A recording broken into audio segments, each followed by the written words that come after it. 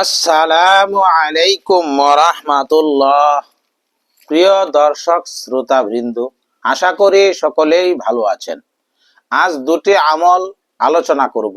যদি এই আমল দুটি করেন তাহলে ইনশাআল্লাহ মামলায় সফলতা হবে এবং মনের ভয়ভীতি দূর হয়ে যাবে। মনের মধ্যে ভয় তৈরি হওয়া, মনে মনে ভয় পাওয়া মনের একটা বড় রূপ।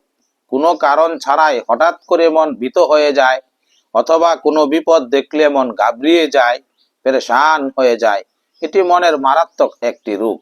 এই রোগ দূর করার জন্য প্রত্যেক দিন যে কোনো নামাজের পর 41 বার এই আয়াতটি পড়ে পানিতে ফুঁক দিয়ে পান করুন।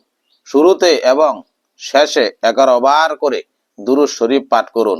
সে আয়াতটি হলো সূরা আর-রাদ আয়াত 28। আল্লাযীনা আমানু ওয়া তাতমাইন্নু কুলুবুহুম বিযিকরিল্লাহ আলা বিযিকরিল্লাহি তাতমাইন্নুল কুলুব। আল্লাযীনা আমানু ওয়া তাতমাইন্নু কুলুবুহুম বিযিকরিল্লাহ আলা বিযিকরিল্লাহি তাতমাইন্নুল কুলুব।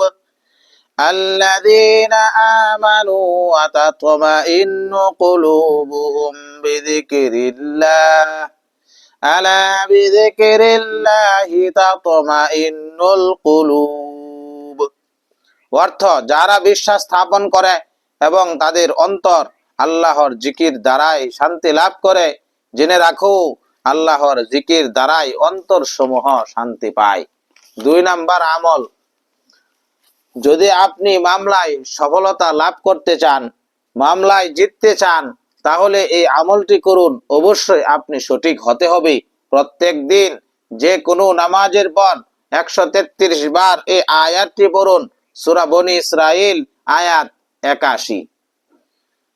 ওয়াকুল জাআল হাক্কু ওয়া যাহাকাল বাতিল ইন্নাল বাতিলা কানা যাহুকা। ওয়াকুল জাআল হাক্কু ওয়া যাহাকাল বাতিল ইন্নাল বাতিলা কানা যাহুকা। অর্থ, বলুন সত্য এসেছে এবং মিথ্যা বিলুপ্ত হয়েছে। নিশ্চয় মিথ্যা বিলুপ্ত হওয়ারই ছিল। শুরুতে এবং শেষে 11 বার করে দুরূদ শরীফ পড়ুন।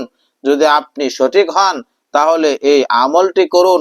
আর যদি অন্যায়ভাবে মামলায় জিততে চান তাহলে আপনি নিজেই মুসিবতে পড়ে যাবেন।